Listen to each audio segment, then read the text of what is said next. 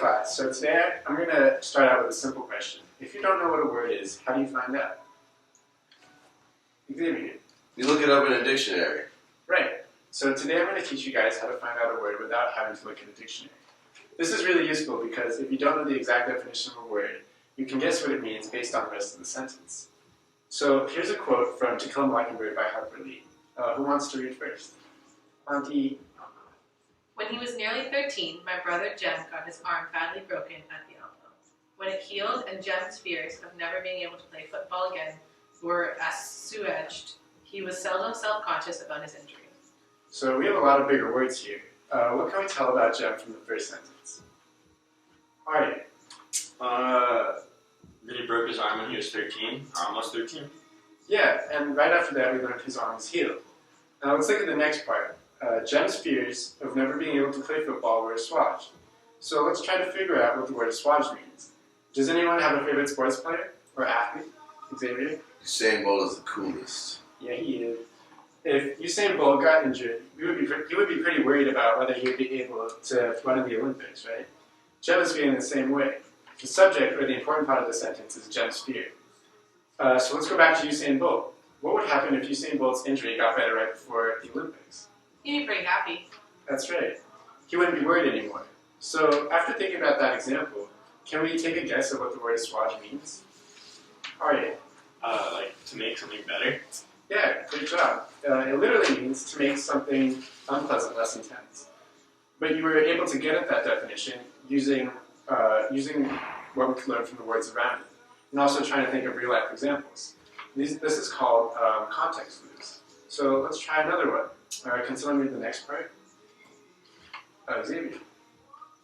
The misery of that house began many years before Jem and I were born. The Radleys, welcome anywhere in town, kept to themselves. A predilection unforgivable in Macomb. Right, so what might be a word here that we could use context clues to figure out? Monty?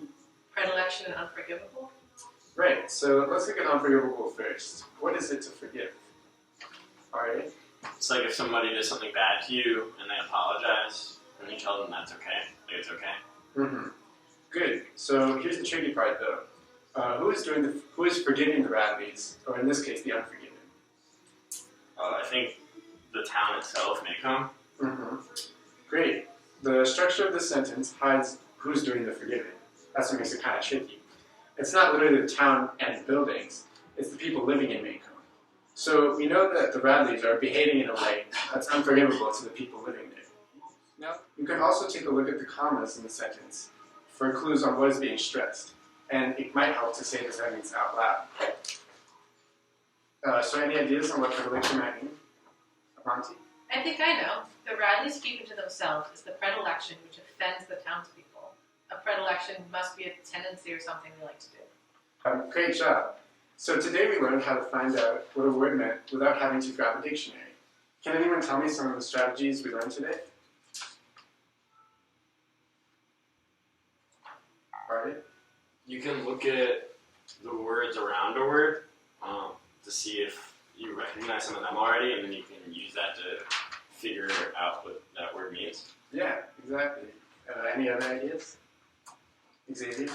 You can also try to put yourself in the shoes of the character and figure out what a normal person in their shoes would do.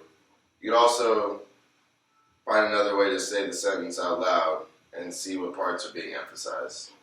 Great. So it looks like you guys got it, and I made this little cheer to really help you guys remember. So if you just flip your sheet over, you can check it out. Okay. So ready, guys? 1, 2, 3. Don't know a word, that's okay. Context clues can save the day. Look at the word that's giving you trouble and circle it with a bubble. Then check out the sentence around the word and think about what you've heard. What you gotta do first is recognize any other words that come to mind.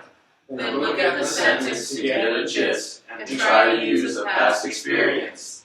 Let's combine these ideas to make a guess, and usually it turns out you are correct. Yeah. Woo! See you guys tomorrow. start. Thanks, Teach. Great job. Awesome.